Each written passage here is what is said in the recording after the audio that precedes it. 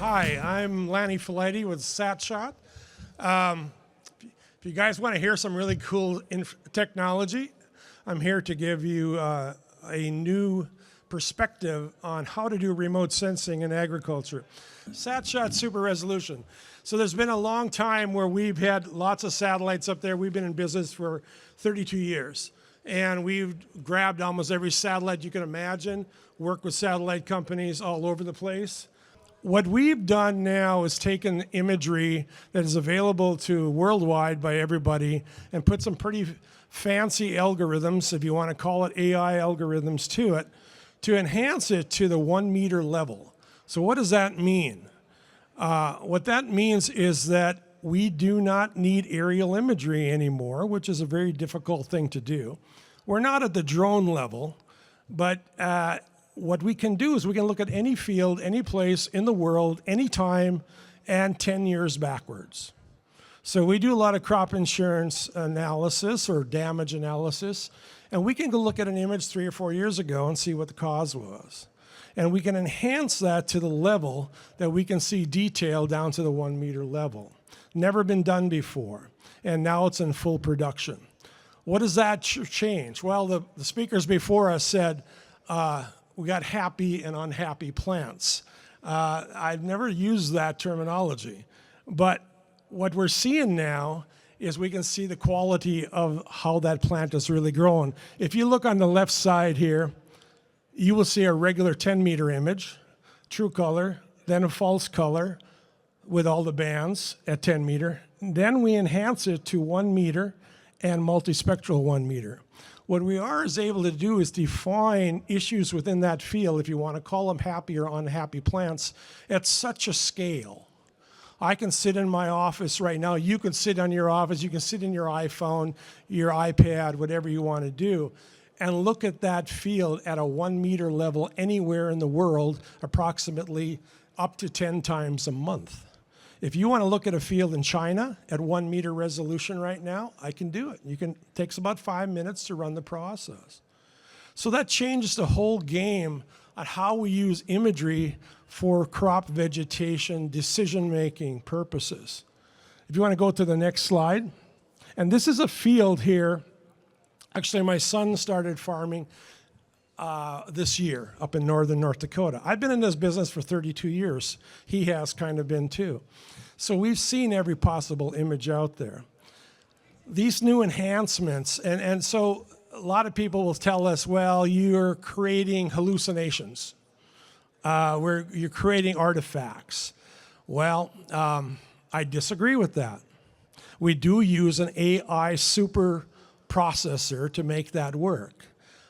So we wanted to do our own testing. We've been doing this for a couple of years. And so this is a proof in the pudding. So this spring, I helped my son put in a crop for about 3 weeks, and we were putting in wheat and soybeans. And he has an air seeder 53 feet wide. Well, everything had to be variable rated, according with SatShot technologies that we've been doing for years off of vegetation. And I said, okay, let's build the maps. Well, sometimes the settings don't always work, right? And it gets kind of frustrating. And Dad comes in and tries to cool it down a little bit. And sometimes Dad has to kind of walk away from the mess, which I did to my dad as well. Well, anyway, so some things didn't get fixed. If you see on the left side, we analyzed, this is I think it's a June 30th image. And I started seeing these little dots around the field. Is that an artifact? Let's zoom in. Well, on the right side, you see these little rectangles. Well, that's where the air seeder did not engage every time it turned around. Now, how do we figure that out with 10 meter resolution data? Well, there's an algorithm that allows you to see that. There's an algorithm, the satellite flies at 22,000 miles an hour. Every time it opens up that lens, it is taking more data than you realize. Now, how do you figure that out? It takes a mathematical wizard to figure that out. We have that mathematical wizard. So now we're able to see every spot. We don't need to go out there with an airplane. We don't need to go out there and task a high-resolution satellite. We don't need to wait for that to happen. We don't need to send a drone out. We can see those images. So let's go to the next slide. So this is very interesting. So a lot of people will do analysis and say, we are going to do an algorithm. One of the common ones is NDVI with the red channel. There's also an NDVI with the green channel. Well, that's interesting. If you look at the two left images, you have an NDVI-R and an NDVG. Well, that wheat field doesn't look like there's much variability in it, doesn't it? Wrong. How do you detect that? You first put high resolution to that, and then you start looking at near-infrared analysis. Every one of those marks there, and it's pretty tough to see from your spot, but you can see streaks across that field in the southern third of that field. Those were all different rate changes, whether it was a seed variety, a seed change in rate, or a variable rate fertilizer application rate. Those are all answered. Now, if I were to go to you and say, I'm going to analyze your field and I'm going to do an NDVI green and say, hey, your field is great, I just gave you the wrong answer. And this is what most remote sensing companies at this point will do to you, okay? You have to take it further. How do you do that? You use different analytic functions. We are able to see every variance, and this is all ground truth. I was out in the field with my son, and we verified every one of those areas, but only through super resolution and only through particular analytics that we come from SatShot. Go to the next slide, please. So here's the actual as-applied map on the right side, and we're seeing all sorts. Now, I wish my son was here. He would explain every one of those nuances better than I can. So we're looking at a field, and part of the problem with remote sensing, and especially with satellite, even in drone imagery as well, airplane, is we do not want to see ourselves. We do not want to look in the mirror and see, I don't want to wake up in the morning and say, hi, Dad. I didn't think I would look like you. Guess what? I'm a spitting image of him.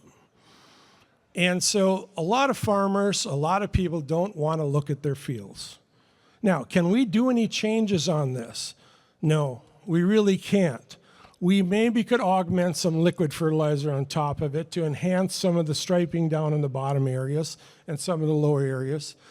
We could reset our fungicide application to say maybe we want to turn a little more fungicide on the heavy production areas and try to save those areas better, take from the less dense areas and put them on. But now we have satellite data that actually can bring it down to that 1 meter level. We've never been able to do that at any time, anywhere, in your tractor cab at that detail, okay? So all those patterns match. The as-applied maps that he put on match the same area. We take it out on our iPhone or iPad, go out in the field, GPS tracks it right to that spot. Very simple to do. Build an application map from that in 5 minutes or less, send it to John Deere Ops, soon to send it to Field Ops in Case New Holland and also AGCO. But we have come up with solutions to make it work. If you look at the picture on the left side, you can see the line where that little blue dot in the middle image is, and you can see the grain on the left side versus the right side. Now, the interesting factor of this is that right side was actually a variety that was planted a day later. And yet it was higher, but the image showed it up as lower. Now, I'm not so worried about the cause and effect, but I am worried about the change. But that picture is right from the iPhone, right on your track it right there, and you can determine that cost. We're not the agronomists, but we are the people that defines a happy and unhappy map. Why is this important? I would say with ag retailers right now, we do a lot of crop damage claims throughout the year because of poor application. You need to get a handle on what actually happened out there. We do a lot of crop insurance claims. We have crop insurance companies that contract out with us because they want to see the actual damage of that field. So we need to know exactly where's up. Time's up. Slide through one other slide, and I'm going to be out of here. This is our software. One more slide. These are more software that we have it.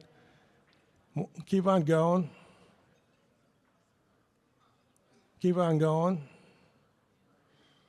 Keep on going. And that's our application maps. And time is up. Thank you for your time.